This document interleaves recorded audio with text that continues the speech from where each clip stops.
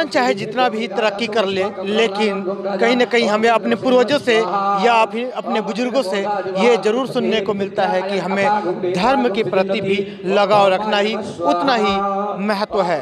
दरअसल मैं आज ये बात इसलिए कर रहा हूँ कि आप देख सकते हैं गुरुजी लॉन रानीखेड़ा दिल्ली स्थित आज एक यहाँ पर महायज्ञ का आयोजन किया जा रहा है। इस महायज्ञ में शिव साधिका माँ विश्वरूपा राष्ट्रीय अध्यक्ष के अध्यक्षता में आज एक महायज्ञ जो कि गुरुजी लॉन में आयोजित किया जा रहा है। लेकिन यह एक महायज्ञ ही नहीं, यहाँ पर समाज हितैषी जन जागरूकता या फिर जरूरतमंदों को यहाँ से कुछ लाभ मिलने वाला है। मैं इसलिए इस बात को कह रहा हूँ कि आज जो कुछ मैं दिखा रहा हूँ यहाँ पर आप देख सकते हैं कि यहाँ कुछ स्पेशल चीज़ों का व्यवस्था किया गया है, जिसमें यहाँ हेल्थ चेकअप कैंप, फ्री जन्म कुंडली, फ्री ज्योतिष विद्या, free Aadhaar card, free voter card, free photocopy, free counselling, free health checkup, free hair cutting and shaving, health wear, free diet chart, प्रत्येक रविवार वातावरण शुद्धि हवन और प्रसाद वितरण। कुछ इस तरीके का कार्यक्रम आज इस यज्ञ में, यज्ञ के साथ साथ यहाँ के स्थानीय लोगों को, जो कि ये रानीखेड़ा जो जगह है, यहाँ के लोगों को यहाँ इस गुरुजी लॉन में आयोजित महायज्ञ के बाद से यहाँ के लोग जो स्थानीय लोग हैं इससे लाभान्वित होंगे। आप देख सकते हैं वीडियो में कि ये तमाम आए हुए महानुभूति और या फिर प्रख्यात लोग जब इस महायज्ञ में आहुति डाल रहे हैं तो ये लोग क्या मैसेज देंगे।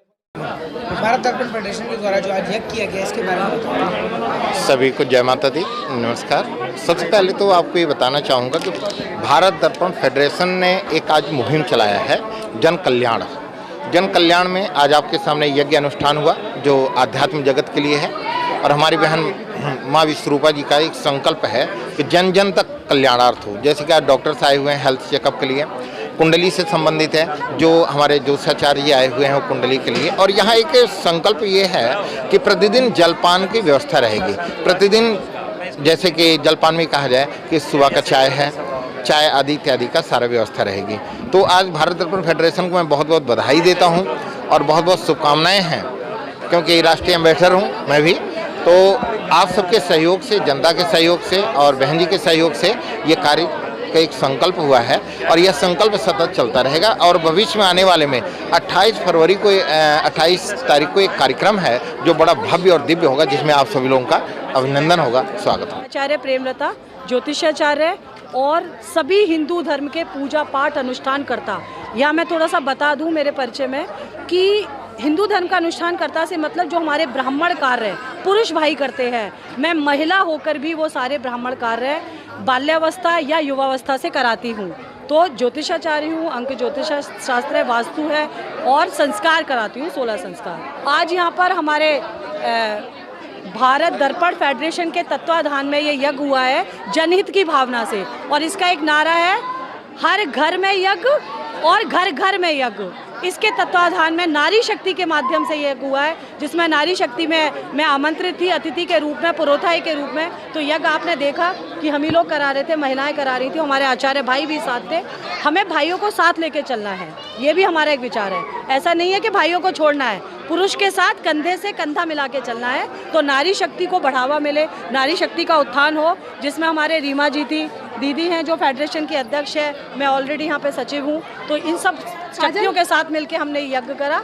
जी बिल्कुल, मैं एज ए न्यूमरोलॉजर हूँ और न्यूमरोलॉजी के अंदर इंसान के 9 ग्रह होते हैं और 9 के 9 ग्रहों को इंसान को मजबूत करना बहुत ज़रूरी होता है, क्योंकि कब कौन सा ग्रह हमें पीड़ा दे रहा है हमें पता नहीं चलता।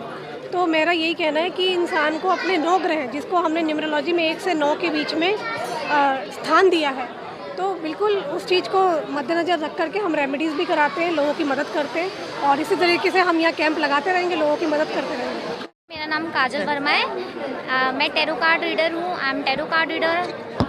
I do predictions through tarot card.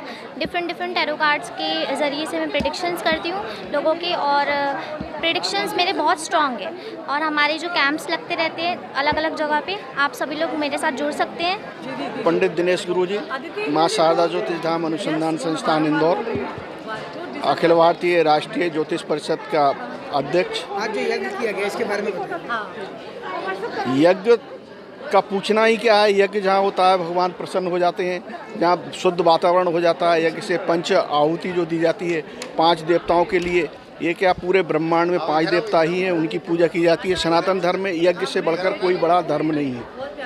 वातावरण शुद्धता के लिए ये बहुत अच्छा है। विश्वरूपा माँ हमारी बहन जी हैं, बहुत पहले से हम जुड़े हुए हैं। जब ज्योतिष में थी, जब भी उनका अच्छा वर्चस्व था और आज उन्होंने जो मुकाम महामंडलेश्वर में पाया है, इतना श्रद्धा भक्ति देख के सब लोगों की बहुत अच्छा लगा। उन्होंने इधर आमंत्रित किया यज्ञ में, बहुत अच्छा लगा। मैया करे उनको और ऊंचाइयां प्रदान करें।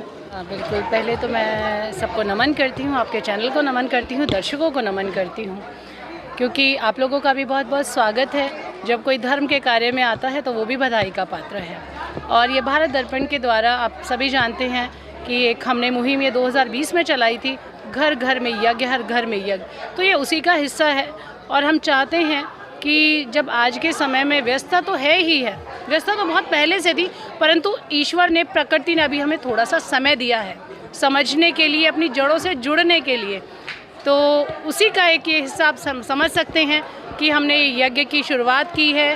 हम चाहते हैं कि लोगों के पास समय है, क्योंकि जो ये महामारी डराने के लिए तो आई है, परंतु समझाने के लिए भी आई है। जितनी भी फ्री सेवाएं यहाँ पे दी जा रही हैं, ये कब तक चलेंगी? हाँ बिल्कुल, ईश्वर की इच्छा तक। कहते हैं ना, जब कोई भजन होता है या कोई भी कार्य होता है तो कहते हैं शिव इच्छा तक, ईश्वर की इच्छा तक।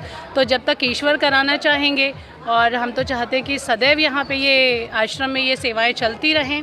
हमने छोटी छोटी जो सेवाएं शुरू की हैं, क्योंकि शुरू से हम देखते आ रहे थे कि वहाँ पे ऐसा हो रहा है, वहाँ पे ये हो रहा है, परंतु ज़मीनी स्तर पर ऐसा हमें कुछ नज़र नहीं आया। तो अंदर से आया कि सिर्फ एक मंत्र बोलने से या चंदन का टीका लगाने से हमारा कार्य पूरा नहीं होता है। हमें मानव सेवा करनी होगी, जनमानस में उतरना होगा, और इन्हीं के बीच में आके छोटे छोटे कार्य, ये सेवाएं करनी होंगी। मैम, यहाँ पर देख रहे हैं कि कुछ आपने सेवाओं की बात की, उसमें सैलून की भी कहीं ना कहीं नाम। जी। लोग कहीं ना कहीं इन चीज़ों पर ध्यान नहीं देते। आप इससे क्या मैसेज देना चाहते हैं? जी बिल्कुल, जब ये मैंने लिखवाया, ये जब सेवा में ये जब नाम लिखा था शेविंग और कटिंग, तो बहुत लोगों ने मुझे मैसेज किया, साधिका जी ये क्या? तो यही मैं उनको बताना चाह रही थी कि मैं जब आश्रम में आती हूँ या जब लोग मुझसे जुड़ते हैं, मिलते हैं, तो मैं देखती हूँ इस समय में 10 रुपये 20 रुपये लोगों के लिए बहुत मुश्किल है। कई बार मैं देखती हूँ कि लोग खाना पीना तो चलो, आजकल खाने की सेवाएं बहुत हो रही हैं, कपड़ों की सेवाएं बहुत हो रही, बहुत संस्थाएं कार्य कर रही हैं, हमारी सरकार की तरफ से भी बहुत सुविधाएं मिल रही हैं, परंतु ये जो बेसिक ज़रूरतें हैं इनको हम कहीं ना कहीं छोड़ देते हैं।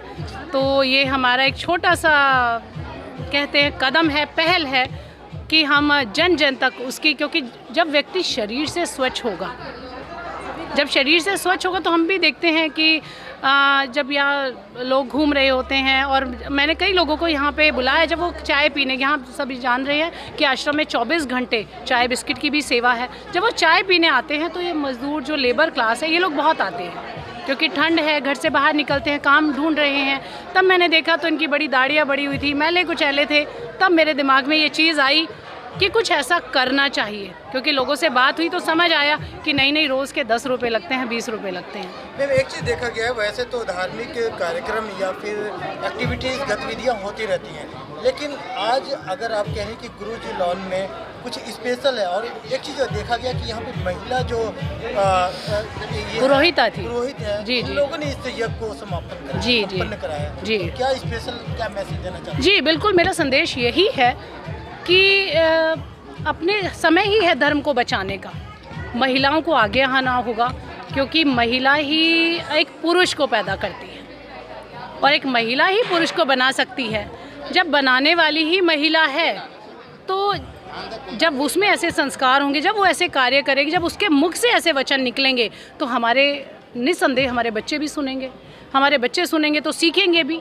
जब हम वो ट्विंकल ट्विंकल लिटिल स्टार से अपने बच्चों को खिलाते हैं तो क्यों ना हम मंत्रों के द्वारा अपने बच्चों को खिलाएं। वो बचपन से ही वो भाषा सीखेंगे। अब आप देखेंगे कि फ़ॉरेन में इंग्लिश बोली जाती है क्योंकि बचपन से वो वही सीखते हैं। हमारे यहाँ हिंदी बोली जाती है तो हम हिंदी में, क्यों ना अपनी भाषा संस्कृत को हम यहाँ से बढ़ावा दें। माताओं को अगर ये चीज़ें ये शुरुआत करेंगी, महिलाएं ये शुरुआत करेंगी तो अपने परिवार को मजबूत बनाएंगी। परिवार मजबूत होगा तो देश मजबूत होगा, देश मजबूत होगा तो राष्ट्र मजबूत होगा। देश दुनिया की हर लेटेस्ट खबर देखने के लिए सब्सक्राइब करें हमारे चैनल PNN को और साथ ही बेल आइकन दबाना ना भूलें।